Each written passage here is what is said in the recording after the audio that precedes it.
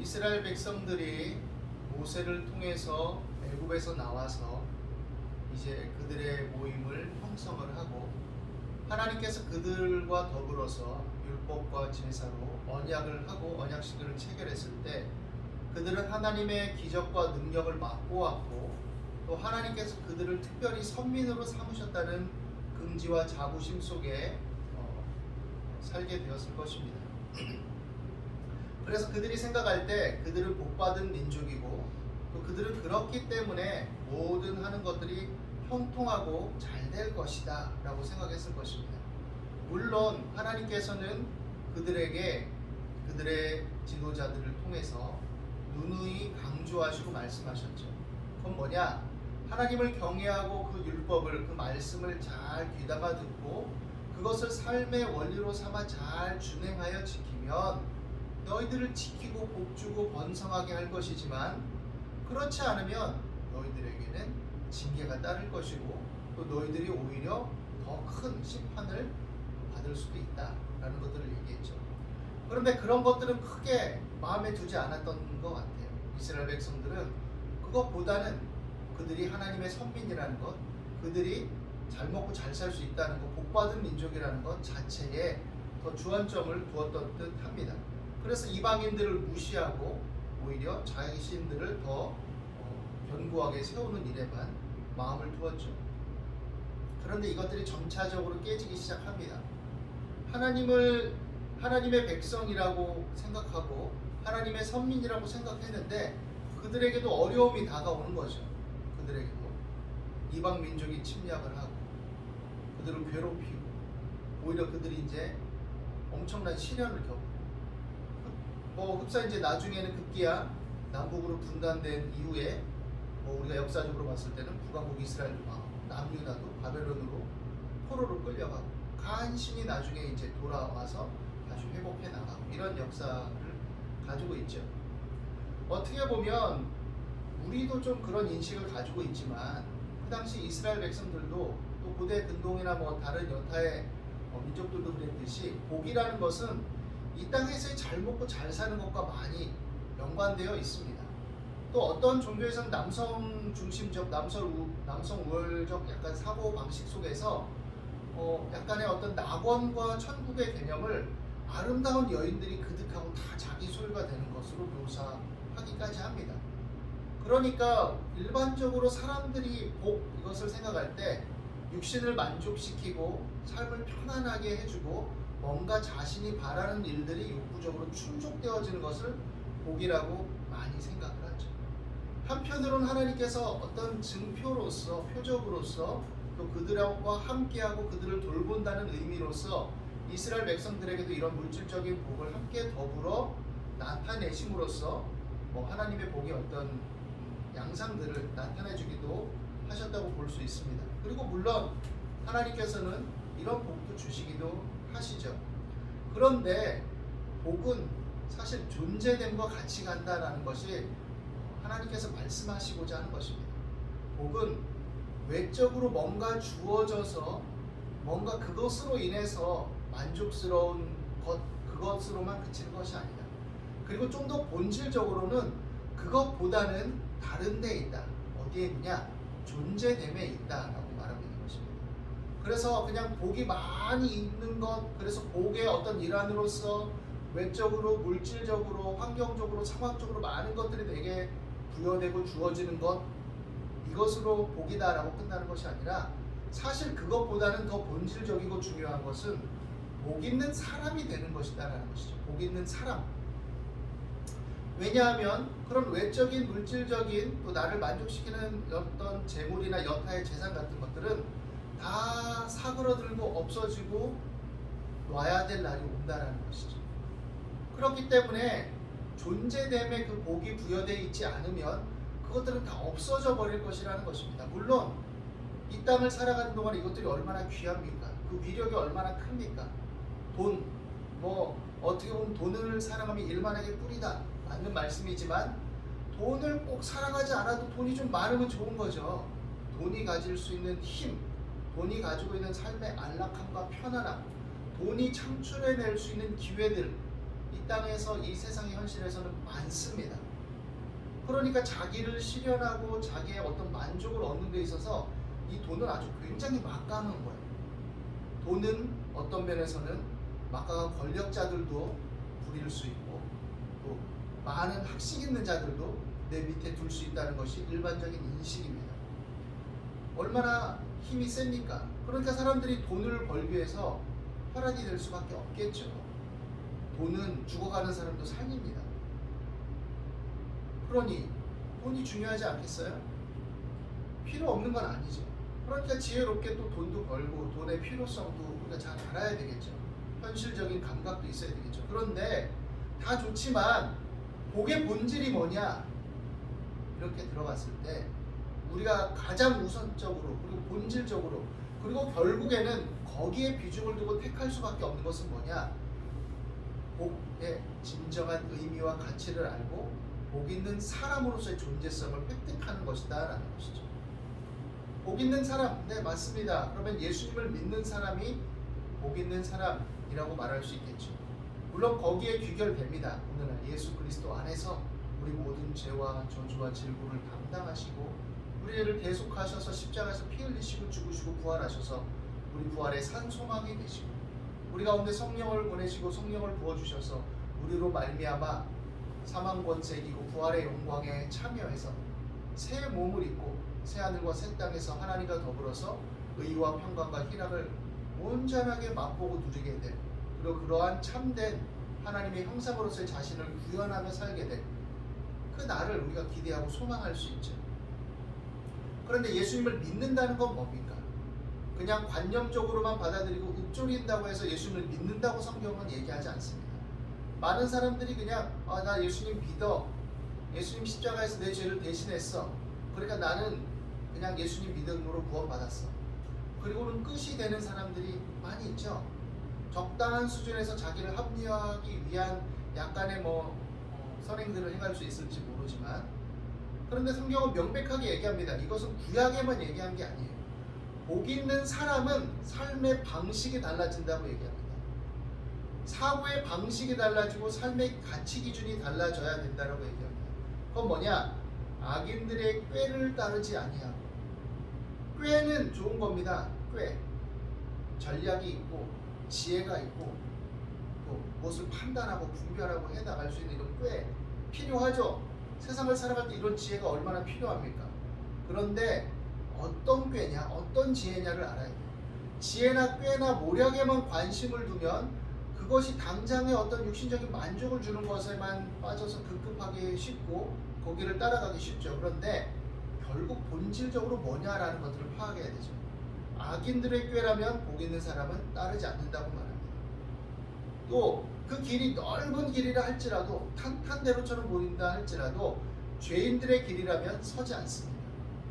또 그것이 어떤 권위를 주고 힘을 주고 다른 사람을 복종시킬 만한 것이라 할지라도 오만한 자들의 자리라면 앉지 않습니다.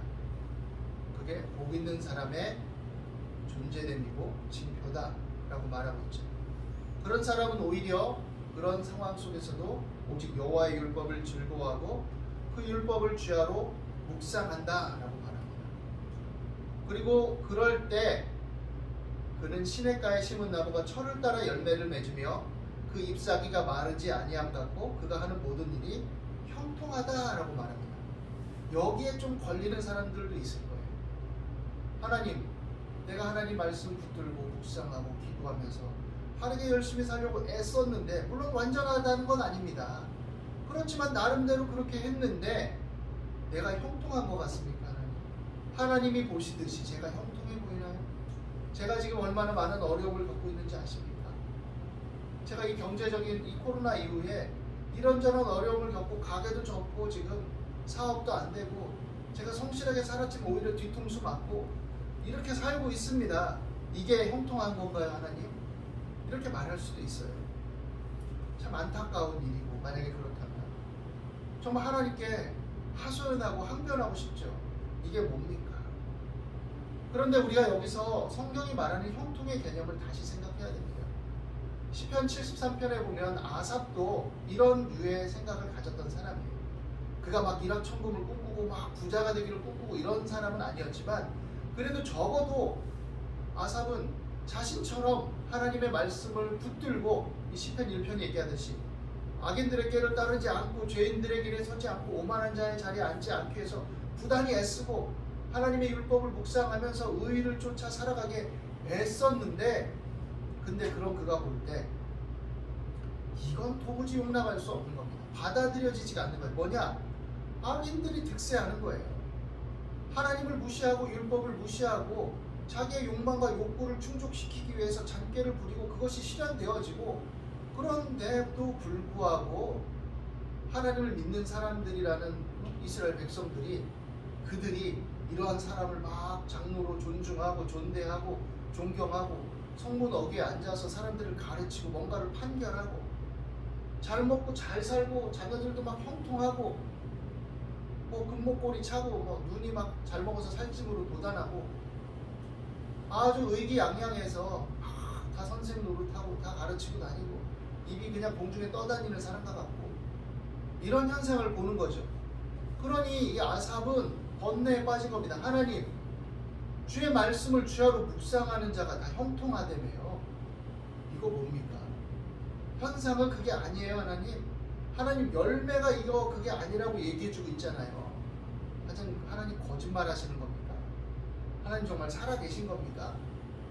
그래서 그는 내가 거의 하나님을 향한 믿음을 잃어버리고 실족할 뻔했다. 즉 하나님을 떠나버릴 뻔했다 라고 얘기합니다. 그 괴로움과 번뇌가 너무 커서 경건하고 의로운 사람이었음에도 불구하고 참 어떻게 보면 악인들이 득세하고 의인들이 초라해지는 현상과 이런 것들이 더 강하게 드러나는 시대 속에서 의인들의 정직함은 오히려 무시당하고 무지식함과 경직됨으로 치부되어 버리고, 의인들이 그렇게 살고자 가난을 맞이하게 됐을 때 융통성이 없고 무능하고 어리석고 미련한 자로 비난받는 이러한 현실, 그 초라함과 힘겨움 속에서 의인들마저 자괴감에 빠지는 그런 혼란스러운 때들이 역사상 언제나 다가온 때들이 있었습니다. 많은 경우. 물론 하나님을 경외하고 하나님을 믿는 믿음의 도가 흥왕하고 막 번성하고 교회가 폭발적으로 성장하는 그런 시기들도 있었지만, 그러나 거품이 빠지고 본질이 더욱더 강하게 추구되어져야 될 상황들이 직면되어지고 또 그것을 요구하는 환경적 상황적 여러 일들이 초래될 때가 있었다는 얘기죠. 아삽은 이것을 인해서 몸부림쳤고 결국 하나님의 전에 들어가서 몸부림치며 통곡하며 울부짖고 따지며 기도할 때야 비로소 깨닫게 되었다라고 얘기합니다. 이것이 전부가 아닙니다. 내가 이 현실과 이 현상과 눈앞에 보이는 이 세속의 시간에만 주안점을 두었구나. 우린 이 땅이 전부가 아닌 존재구나. 하나님의 심판이구나. 그런데 영원과 견주어 볼 때 이 땅의 이 시간이라는 이 경점이 얼마나 짧으냐, 얼마나 찰나와 같으냐. 응애하고 태어난 게 엊그제 같은데 이제 벌써 나이를 먹어가고 이렇게 되는구나. 세상이 이렇게 쉽게 지나가고 빠르게 지나가고 활시위를 떠는 화살처럼 빠르고 독수리가 그 먹이를 낚아채기 위해서 쏜살같이 내리다는 것처럼 시간이 빠르구나. 그리고 그 영혼의 빛을 볼 때 이것은 아무것도 아니구나. 하나님은 오래 참으시는 것 같지만 영원히 참지는 않으시는구나. 결국 하나님의 공의의 심판이 다가오는구나 라는 것을 듣고 깨닫게 되었던 것이죠. 그래서 그들이 오히려 가련하게 보이는 겁니다. 마른 푸른 풀이 막 무성하게 비온 뒤에 자라서 번성하는 것 같지만 결국 다 말라 비틀어져 버리고 부스러진 것 같이 악인의 흥왕함도 번성도 득세도 그와 같이 될 것이다 라는 것을 깨닫게 된 것이죠. 이것을 받아들이는 것, 현실과 실제적인 삶 속에서는 사실 부대껴지고 어렵습니다. 그렇기 때문에 기도해야 되는 것이죠. 하나님을 의지해야 되는 것이죠. 하나님께 물어야 되는 겁니다. 때로는 하나님께 따져 물어야 되는 겁니다. 하나님, 이게 왜 그런 겁니까? 도대체 왜 그렇습니까? 이렇게 기도하고 하나님과 쟁론하고 의지해야 되는 것이죠. 야고보서 5장 13절은 말합니다. 너희 중에 고난당하는 자가 있느냐? 그는 기도할 것이고 저는 사실 여기서도 걸립니다. 저 진짜 고난과 고뇌가 있을 때는 기도가 안 나와요. 그런 경험들을 해보셨겠지만 많은 분들 기도 안 나옵니다. 꺽꺽거리고 그냥 숨이 턱턱 막히고 때로는 그냥 바닥에 머리만 툭툭 찌고 멍하니 있을 때가 있어요. 그게 기도입니다. 탄식으로 기도할 때도 기도입니다. 하나님 앞에 그냥 꺽꺽거리고 있는 것 자체도 기도예요. 그렇게 기도하라는 거죠. 하나님께 항변하라는 거죠. 호소하라는 거죠. 울부짖으라는 거죠. 왜? 우리의 인식은 한계가 있고 우리가 보는 시야는 한정되어 있고 우리의 관점들은 우리에게 형성된 사회적 문화적 맥락에서 형성된 우리의 패턴에 갇혀있는 면들도 있기 때문에 시야가 넓어질 수 없고 또 때로는 보지 못하고 때로는 현상 이면을 간파하는 지혜가 부족하고 그런 통찰이 없기 때문에 하나님의 지혜와 하나님의 인도와 하나님의 말씀의 분별을 구하라는 겁니다. 그러면 하나님께서 역사하시고 인도하시겠다는 거죠. 즐거워하는 자가 있느냐? 즐거워하는 사람도 있죠. 즐거워해야 마땅하죠. 감사한 거죠. 그런 사람은 교만하지 않도록 찬송하고 그 주위를 돌봐야 되는 것이죠. 시편 1편은 복 있는 사람과 악인, 죄인, 오만한 자들 한 부류죠. 불의한 자들, 복 없는 자들 이렇게 대비해서 얘기합니다. 그리고 이러한 사람들의 삶을 추구하는 두 가지 길을 얘기합니다. 그것은 뭐냐? 의인의 길은 주의 율법을 주야로 묵상하며 하나님의 선하시고 기뻐하시고 온전하신 뜻을 추구하는 삶의 길이고 악인들은 그렇지 않고 그때그때의 자신의 이익과 유익과 만족과 정욕을 만족시키기 위한 그런 악인, 죄인, 오만한 자들의 삶을 추구하는 것이죠. 악인, 죄인, 오만한 자들이라고 해서 겉으로 드러날 때 흉악하게 보이는 게 아닙니다. 머리에 뿔 달린 게 아니에요. 점잖아 보일 수도 있고 매끈해 보일 수도 있고 온화해 보일 수도 있고 유머 있어 보일 수도 있고 매력적일 수 있습니다. 심지어 종교인일 수도 있어요. 목사일 수도 있고 장로일 수도 있고 집사일 수도 있고 권사일 수도 있습니다. 성도일 수도 있어요. 그런데 그 두 가지 삶의 방식에 따라서 두 길은 명확하다라고 얘기합니다. 로마서 8장에서 바울은 말합니다. 육신을 쫓는 자는 육신의 일을, 영을 쫓는 자는 영의 일을 생각하나. 육신의 생각은 사망이요 영의 생각은 생명과 평안이니라. 이것은 무엇을 얘기합니까? 한편으로는 이분법적인 것처럼 보이죠. 영과 육신을 딱 분리해서 그 당시에 헬라적인 철학과 사상이 유행했으니 그런 사상적 영향을 바울 또한 받았으니 그랬겠죠. 물론 지적으로 전개하는 방식 속에 그런 흔적들이 녹아 있을 수 있지만 여기서 말하고자 하는 것은 무엇이냐? 영과 육신을 이분법적으로 딱 분리해서 영은 선하고 육신은 선하지 않고 더럽고 추한 것이니 영적인 것만 추구해라 이런 의미가 아닙니다. 소위 생각하듯이 영을 쫓는다라는 것은 하나님의 성령을 쫓아 우리의 삶의 방식을 이루어 나가라는 의미를 가지고 있어요. 이 로마서 8장 맥락도 그렇게 사실은 구현되고 있습니다.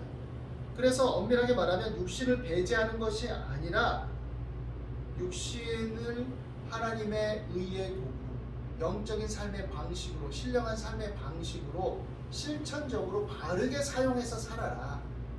그렇게 얘기하는 겁니다. 즉 영과 육신은 뗄래야 뗄 수가 없으니 육신적인 쾌락과 욕망을 만족시키는 어떤 죄의 노예로 삶을 추구하지 말고 의의 자녀들로서 성령과 말씀 안에서 너희의 삶을, 너의 육신을, 너의 실천적인 행위를 너희 스스로 책임성을 갖고 다스리고 통제하며 관리해라. 이 얘기를 얘기하고 있는 것이죠. 초대교회에도 이것을 이분법적으로 오해한 사람들이 있습니다. 강대 문화적이나 철학적이나 사상적인 영향, 관습적인 영향을 받았기 때문이죠. 그래서 이런 오해 속에서 초대교회에도 문제들이 나타납니다. 그래서 영적인 것을 추구하고 또 믿음이 있으니 육신은 아무래도 좋다. 죄를 지어도 괜찮다. 그것은 나중에 다 끝나버리고 영적인 것만 구원받을 것이니 상관없다. 이런 식의 사고들이 많이 있었죠. 영주주의적인 사고들이 교회 안에도 밀려 들어왔었죠. 그것에 대해서 바울은 서신들을 통해서 그것이 잘못된 생각임을 얘기하고 있죠. 우리가 장차 부활의 신령한 새 몸을 입을 것이지만 이 땅의 삶의 방식은 인간은 전인격적이고 통일체로서 그의 삶을 살아내는 방식을 통해서 하나님의 자녀됨을 드러내는 것이다 라고 말하죠. 그래서 야고보서에서는 경건을 뭐라고 얘기하느냐? 고아와 과부를, 소외되고 배제된 사람, 어려운 사람을, 힘겨운 사람을 돌아보는 것이 참된 경건이다. 그리고 자기를 지켜 세속에 물들지 않는 것이다. 이렇게 얘기하죠. 바울은 야고보와 비슷한 맥락에서 로마서에서 12장에 얘기합니다. 형제들아, 내가 하나님의 모든 자비하심으로 너희를 권하노니 너희 몸을 하나님이 기뻐하시는 거룩한 산 제물로 드리라. 이는 너희가 드릴 영적 예배니라. 너희는 이 세대를 본받지 말고 오직 마음을 새롭게 함으로 변화를 받아 하나님의 선하시고 기뻐하시고 온전하신 뜻이 무엇인지 분별하도록 하라. 삶이 어려워지고 시대가 여러 가지로 힘겨워지고 혼란스럽고 또 우리의 가치관을 흔드는 여러 가지 삶의 정황들, 주변의 일들이 전개될 때 오히려 하나님을 안 믿고 하나님을 거스리고 양심과 도덕을 저버리고 그런 욕망과 욕심을 추구해서 힘과 권력을 부리고 살아가는 사람들이 득세하는 것 같은 현실이, 그런 사람들이 많아질 때, 또 그럼으로 인해서 사람들이 정이 메마르고 팍팍해질 때, 우리는 다 인간으로서 같은 성정을 가진 사람들이기 때문에 심령이 상하고 쓸쓸하고 상처받고 외롭고 이럴 수 있습니다. 그러나 그럴 때 우리에게 필요한 건 뭐냐? 하나님의 율법을 취하고 묵상함으로써 하나님의 말씀의 교통하심 속에 우리의 심령을 어루만지시고 위로하는 것을 맛보고 누리고 느껴야 되는 것이고, 또 하나님께 기도함으로써 하나님께서 이 모든 것들 속에 일하시고 계시고 역사하고 계시고 그 섭리 속에 이 모든 것들을 주관하고 계신다는 것을 깨닫는 것입니다. 그리고 그것을 통해서 우리가 진정한 형통은 이러한 시대에 우리 믿음을 지켜 세속에 물들지 않고 우리가 하나님의 자녀로서 복 있는 사람으로서의 존재됨을 지키고 고수하고 손상시키지 않고 거기서 뒤로 떨어지지 않고 살아갈 수 있는 힘을 얻는 것, 이것이 철을 따라 열매를 맺고 형통하게 되는 복 있는 사람의 존재성이구나라는 것을 진정으로 깨닫게 되는 것이죠. 이를 위해서 하나님께 우리의 연약함을 인해 필요를 구하고 도우심을 구하는 것입니다.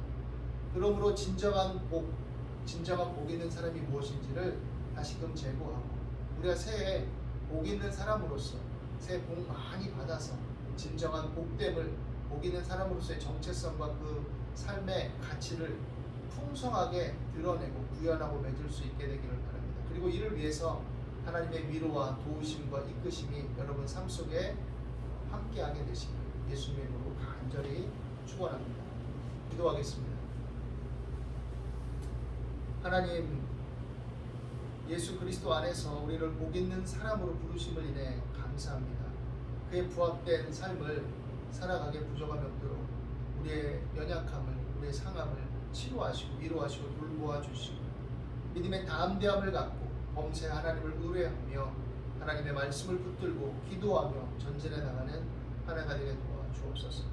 때를 따라 도와주시고 피할 길을 주시고 우리 연약함을 인하여 긍휼히 여겨주셔서 낙심치 않도록 하나님께서 일으켜 주시고 긍휼과 자비를 베풀어 주시옵소서. 주의 자녀들의 삶을 돌보아 주시고 피할 길을 주시고 하나님의 은혜와 사랑 안에서 너무 낙심하여 근심하게 되지 않도록 하나님 돌보아 주시옵소서. 오늘도 주의 성령께서 우리 가운데 역사하시고 이끌어 주심을 믿습니다. 감사와 찬송을 드리며 예수 그리스도 이름으로 기도드립니다.